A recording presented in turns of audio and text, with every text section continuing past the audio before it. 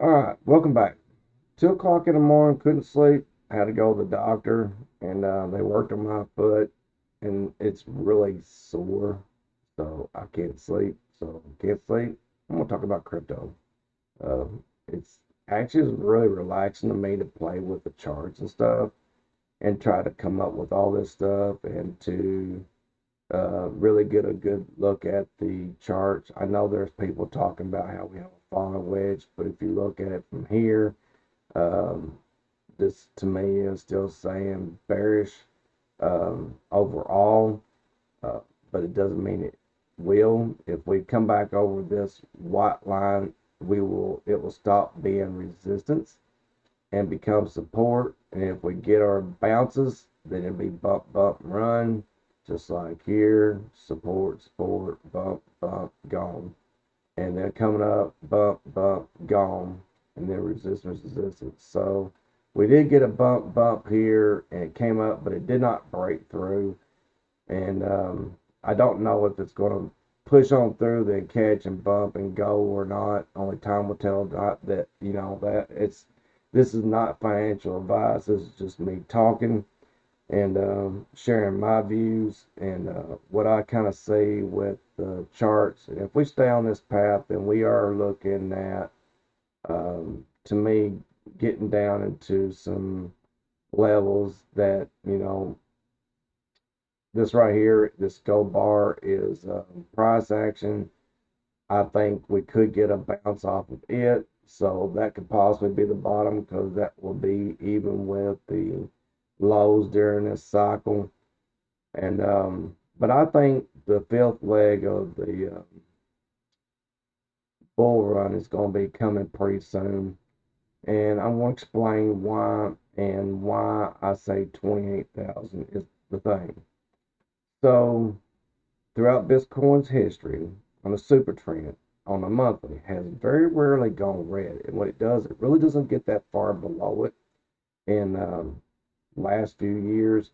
And anytime it gets close to the super trend monthly, it bounces. Same is true with the 20 and the 50 EMA, bounces off the 20. If it does get down below the 20, then we can see it bouncing off the 50. And so when it starts showing stuff like that, that's when I'm going to start looking at moving some money around. So this right here is the 20 monthly. This dark green is the super trend. Like I said, this is price action here, and this is the 50 monthly EMA. And if you look, they are converging over here about mid-July, and I think we might see, it shoot down for a brief bit and then possibly come back up and launch. Um, that would be hopefully the worst case scenario. So let me show you what I showed on Twitter. I showed this chart. First, I showed the chart at 3 sources. Then I showed the chart with 7 sources. And now I've got 8. So if you look at Bitcoin all the time, like I said, it's a super trend. When China banned crypto, it almost touched it.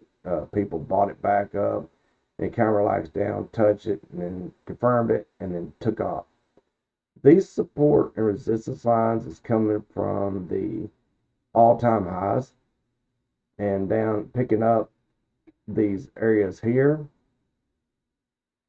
and this is giving our bounce off. Let me get rid of that. I got so many lines now, it's not even funny. So this is on my support resistance grid here. So we got one from it. We got the support resistance zones. This one here, the gold one, is the biggest one of them all to me that we need to adhere to. And then we got this one. We got the monthly super trend. We got the 20 and the 50 EMAs coming into play. That's them coming up through here. And out of that, we get 1, 2, 3, 4, 5, 6, 7 sources. And then when I was playing around with the fib earlier, we catch the bottom and then catch the top. We got resistance here. and support here. And if we look at the 168, it blows right through the 28K. That's 8 sources saying that we have the potential of hitting 28K before we start seeing a reversal. Now, if it's not, it's not. If it is, then, I'm probably going, yeah, this is what I said. This is what I said. So, it kind of is what it is. And I'll be fine with that. Because, I mean, when we're talking about, where can Bitcoin go and where can the crypto coins go, the altcoins, I'll come back over here and get this up. I sent this to my wife. If you look at the stock to flow model, we are under its value for stock to flow. We are overdue to bounce up. If you look at demand model that overlays on it, every time they meet, Bitcoin explodes. These low points underneath the purple is when it went under the super trend and underneath the 20 EMA down to the 50. That's where you got your really sweet buy. So we're overdue one of them through the cycles. Every cycle has had at least one. And every cycle has had at least 1 to 2 tops. We haven't had that yet. These all-time highs that we have seen for Bitcoin is undervalued for the stock to flow model and for demand model. So, can it actually hit, 120 to 200K? I believe so. And this is one of the reasons why. I think that people that invest in stocks, all those trillions of dollars are going to be able to come our way over to crypto. One of them being Fidelity.